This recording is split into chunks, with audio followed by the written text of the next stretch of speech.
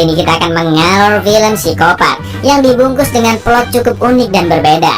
Bergenre thriller kriminal, film ini berjudul Pathology tahun 2008. Seperti biasa kalau film-film sadis dan berunsur dewasa kayak gini ya, tahu kan? Out, bocil, out, now. Pathology bercerita tentang seorang dokter muda di bidang patologi forensik yang sangat ahli dan berbakat. Sampai akhirnya dokter ini magang di suatu rumah sakit dan ketemu dengan 5 dokter magang lainnya. Semenjak itulah hidupnya berubah karena ternyata mereka berlima rutin melakukan permainan yang sangat mengerikan.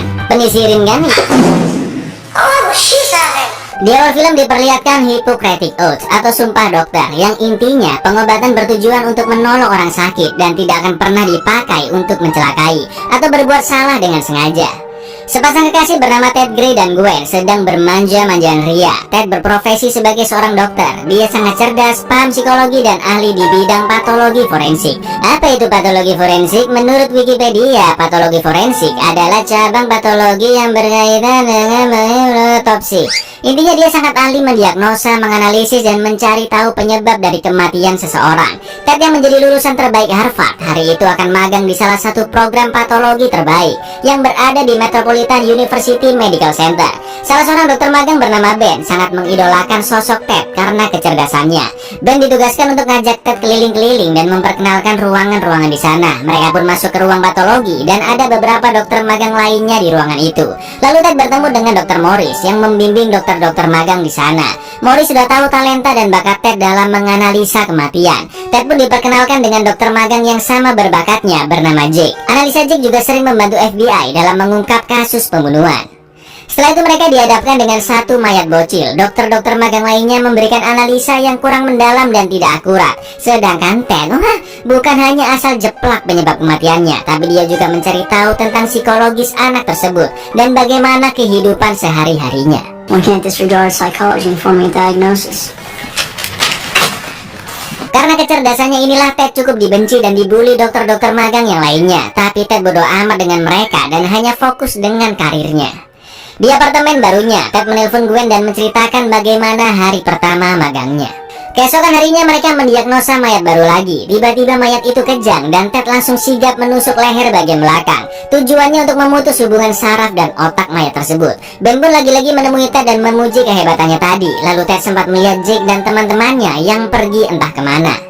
Hari-hari pun dilalui Ted dan dokter magang lainnya untuk mendiagnosa penyebab kematian banyak mayat. Ini pas yang scene di sini, bedah-bedahan terjadi di mana-mana, lur. Jake pun mengajak Ted pergi ke suatu bar untuk party dan refreshing. Geng mereka ada 5 orang lur. Jake, Juliet, Griffin, Catherine, dan Chip. Jake dan Juliet adalah sepasang kekasih. Mereka berenam pun ngobrol ngalor ngidul dan terlihat Juliet yang tertarik dengan sosok Ted. Setelah itu Jake mengajak Ted keluar hanya berdua saja. Mereka minum-minum dan akhirnya mampir ke suatu tempat yang ternyata adalah tempat prostitusi. Dan Jake harus membayar penjaga di sana. Ini tempat udah remang gak jelas ya kan. Ted yang udah mabok berat juga semakin mual melihat semua hal di sana dan akhirnya pingsan. Ted pun terlambat masuk keesokan paginya dan tiba-tiba mayat yang akan didiagnosa hari itu adalah si penjaga prostitusi. Kagetlah Ted melihatnya ya kan, dan langsung menenangkan diri di ruang ganti. Jake dan kawan-kawan mencoba menjelaskan bagaimana kemungkinan kronologi kematiannya. Yang pasti dia telah ditusuk berkali-kali dan kepalanya terluka parah. Berbagai macam skenario coba dijelaskan sampai akhirnya Ted kembali dan membeberkan analisanya. Menurut Ted, awalnya dia dipukul sangat keras lalu diracuni dengan potasium cyanida. Setelah itu 6-7 jam kemudian dia ditusuk dan ditembak. Ditambah penjelasan memakai bahasa-bahasa medis lainnya, nggak paham lah aku itu lur. Memang kedengarannya pembunuhan ini sangat aneh, tapi emang seperti itulah sepenglihatannya Ted. Malamnya Jake mengajak Ted pergi ke suatu tempat di basement, di mana ada banyak lorong dengan banyak ruangan yang sudah lama tidak pernah terpakai. Ternyata ada mayat yang tadi di salah satu ruangan. Jake pun menanyakan lagi ke Ted apa penyebab kematiannya. Ted tahu jika Jake yang membunuhnya. Jake pun mengiyakannya dan menganggap ini adalah sebuah permainan. Menurut Jake, membunuh beberapa orang jahat dan menjadi beban masyarakat bukan suatu masalah yang besar. Ndasmu bukan suatu masalah. Jake pun menanyakan sekali lagi bagaimana ini mati, dan Ted tidak merubah pendapatnya, yaitu diracun potasium cyanida. Tapi itu adalah jawaban yang salah. Ted yang mulai terganggu dengan permainan itu pun pergi dari sana, dan dia melihat keempat teman Jake yang ternyata juga ikut permainan mengerikan tersebut.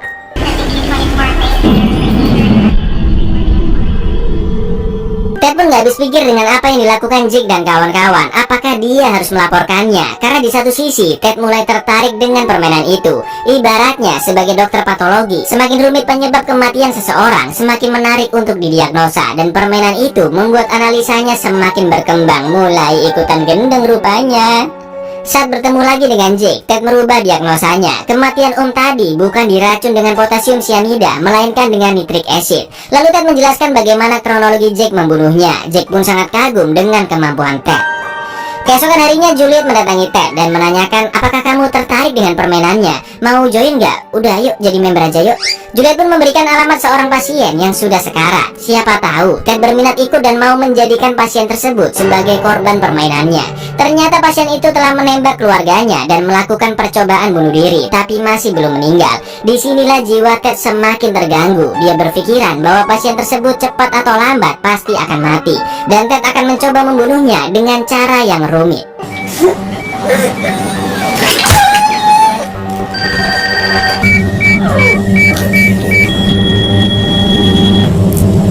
Setelah kejadian itu, Ted merasa sangat bersalah, tapi Jake menenangkannya karena itu pengalaman pertamanya. Jake yakin jika rasa ketakutan Ted lambat laun akan menghilang. Malam itu Ted mendatangi ruang pertemuan di bawah tanah dengan mayat pasien yang dibunuh oleh Ted. Mereka berlima pun mengucapkan selamat datang kepada Ted dan menyambut Ted dengan memintanya menyedot pipa sabu. Udah makin gila, ikut-ikutan permainan tidak jelas, sekarang nyabu lagi Ted. Ted tobat nak. Keesokan paginya saat Ted terbangun, sudah ada 2 bola mata pasien yang tadi di meja kamarnya dong. Aduh. Karena sekarang giliran Juliet yang mencari korban. Juliet minta Ted menemaninya ke rumah ayahnya. Juliet sangat membenci ayahnya karena dia adalah seorang pedofil. Itulah kenapa dia dan ibunya pergi meninggalkannya. Singkat cerita, mereka berhasil membunuh dan teman-temannya mulai mendiagnosa penyebab kematiannya. Mereka semua kebingungan apa penyebabnya. Sampai akhirnya Griffin berhasil menganalisis dengan tepat apa penyebab dan bagaimana kronologi kejadiannya. Now let's do some whippets first. No shit.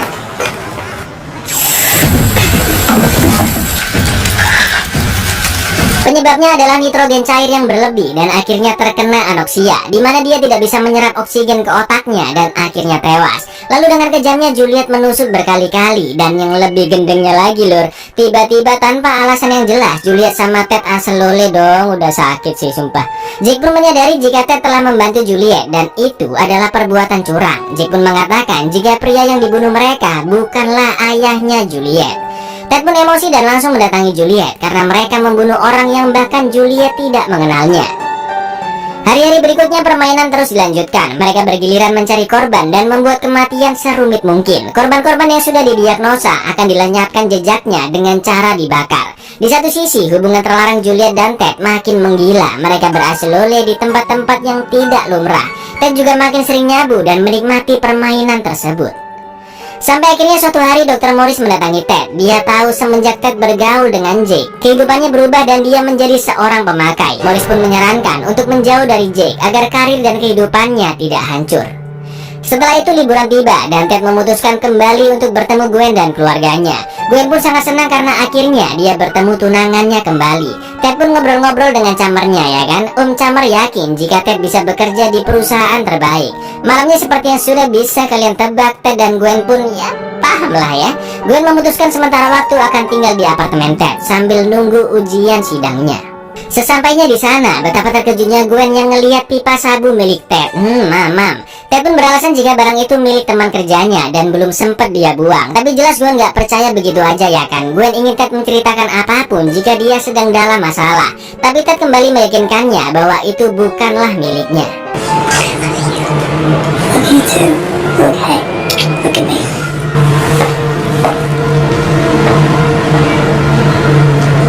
Malam harinya mereka menghadiri pesta para dokter. Gwen pun diperkenalkan ke temannya Ben dan kekasihnya. Tak lama kemudian si pengacau Jake datang. Dengan selengeannya Jake mengucapkan kata-kata yang sangat tidak pantas. Begitu pula dengan Juliet yang sedikit mengejek-ngejek Gwen karena dia cemburu. Gwen pun akhirnya menyadari jika teman-temannya itulah yang memakai sabu. Excuse us for sure. Dr. Morris will want to see Gwen. Excuse me. Oh yeah, you too. Have a great time. I mean, this is... Karena Jake tahu Juliet naksir sama Ted, perselisihan pun terjadi. Fuck this. Malamnya Ted ditelepon Jake untuk bertemu di tempat biasa. Ted pun izin meninggalkan Gwen sebentar karena ada urusan kerjaan. Ternyata di tempat pertemuan Jake sudah membunuh 3 wanita. Astaga. You're losing it, Dr. Gallo.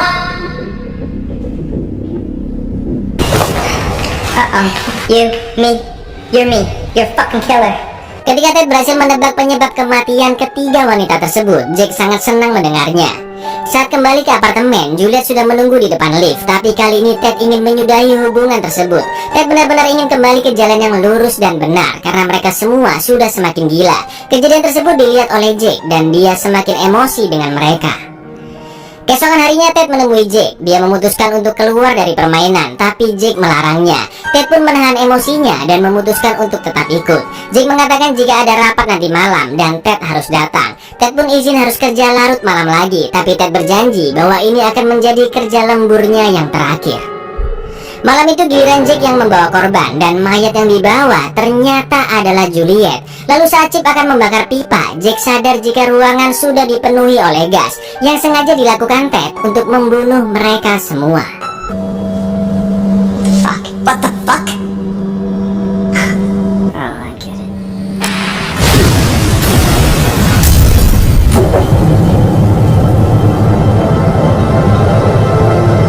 Keesokan paginya rumah sakit sudah dipenuhi ambulans dan pemadam kebakaran. Ted sok-sokan nggak tahu apa yang terjadi. Dr. Morris mengatakan jika terjadi insiden kebakaran di basement semalam dan ada 4 dokter yang meninggal. Kagetlah Ted dengarnya, ya kan? Hah? 4? Bukannya 5, Dok? Ted pun sangat khawatir jika yang masih hidup adalah Jake. Karena telepon gak diangkat oleh Gwen, Ted pun langsung berlari ke apartemennya. Tapi sayang dia terlambat karena Jake sudah sampai duluan di sana. Ted already left. I know.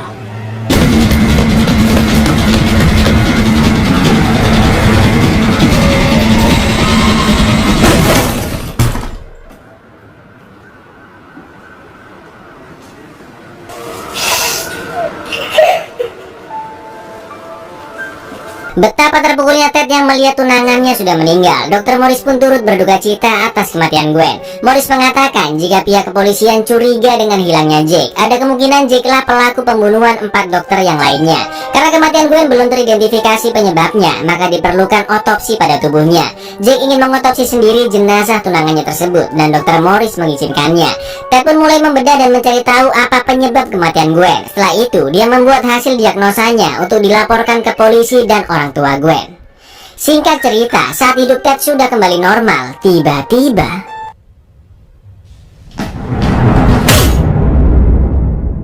Jake sangat marah bukan karena Ted mencoba membunuhnya, tapi karena penyebab kematian Gwen yang dilaporkan adalah salah. Dan terkesan itu adalah pembunuhan yang sepele. Jadi si Jake ini lur, menganggap pembunuhan Gwen adalah sebuah mahakarya terhebat yang pernah dia buat. Kan gila ya lur.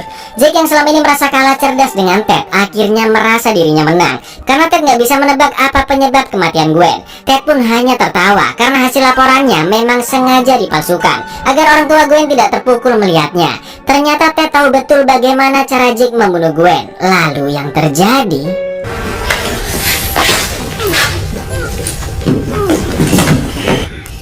And then, he saw the letter fade. ternyata Ted sudah bersekongkol dengan Ben untuk membunuh Jake dengan cara yang sama seperti dia membunuh Gwen, yaitu pertama-tama dengan dibius semacam obat yang membuatnya lumpuh, lalu disuntikkan potasium di pembuluh darahnya dan diteteskan nitrogliserin ke lidahnya. Setelah itu tubuh manusia akan tetap sadar selama 7 menit sebelum akhirnya dia tewas. Bedanya kali ini Ted sengaja menyiksa Jake dengan membedahnya ketika dia masih sadar. Lalu Let's have a look inside.